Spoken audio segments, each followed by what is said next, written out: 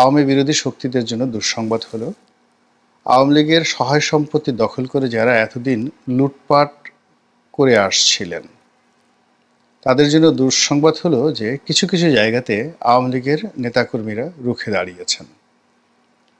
তারা কিছু সহায় সম্পত্তির দখলে নিয়েছেন এবং কিছু জায়গা থেকে দখলকারীদেরকে মারধর করে তাড়িয়ে দিয়েছেন।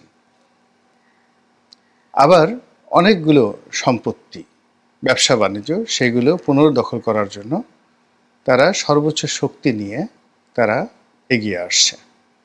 এবং এক্ষেত্রে তাদের পলিসি, অর্থাৎ যদি সমন্বয়কদেরকে মোকাবেলা করতে হয় তারা জামাতের সাহায্য নিচ্ছে, জামাতকে যদি মোকাবেলা করতে হয় বিএনপি সহযোগিতা নিচ্ছে, বিএনপিকে যদি মোকাবেলা করতে হয় তাহলে জামাত এবং সমন্বয়কদের সাহায্য নিয়ে স্থান কাল পাত্রভেদে তারা দ্রুত সিদ্ধান্ত নিচ্ছে।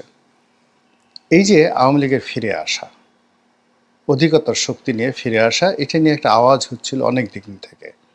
আওয়ামী লীগ ফিরে আসবে, ভয়ঙ্করভাবে আওয়ামী লীগ ফিরে আসবে, ছাত্রলীগ ফিরে আসবে, ভয়ঙ্করভাবে ছাত্রলীগ ফিরে আসবে, যুবলীগ ফিরে আসবে, ভয়ঙ্করভাবে ফিরে আসবে। এই কথাগুলো বিভিন্ন জায়গাতে তারা প্রচার করেছে। কখনো কখনো যে কোনো রেল স্টেশন, কখনো কখনো কোনো মসজিদ, কোনো সরকারি দপ্তর, এমনকি ব্যাংক বিমার যে অফিসগুলোর যে সাইনবোর্ড থাকে সেই সাইনবোর্ডে, ডিজিটাল সাইনবোর্ডে হঠাৎ করে এই শব্দগুলো ভেসে উঠত, ছাত্রলীগ ফিরে আসছে আগের চেয়ে শক্তিশালী হয়ে, আরও ভয়ঙ্করভাবে। এখন তার কিছু নমুনা এই সাম্প্রতিক সময় দেখা দিয়েছে। কারণটা কি? এই কারণের পেছনে আপনি 100টি কারণ বলতে পারবেন। প্রথম কারণ হিসেবে বলা যেতে পারে বর্তমান অন্তর্বর্তীকালীন সরকারের যে ব্যর্থতা, এটি ক্রমশ মানুষের সহ্যের সীমা ছাড়িয়ে যাচ্ছে। 2 নম্বর হলো সরকার যা কিছু করার চেষ্টা করছে সবই লোক দেখানো, মানুষজন বিশ্বাস করছে না এবং তাদের কর্মকাণ্ড, কথাবার্তা সব কিছুর মধ্যেই কাজের চাইতে নাটক বেশি। আমরা যে কথাগুলো বলি, নাটক কম করো প্রিয়। এর ফলে মানুষের মুখ দিয়ে বের হয়ে যাচ্ছে আগেই ভালো ছিলাম।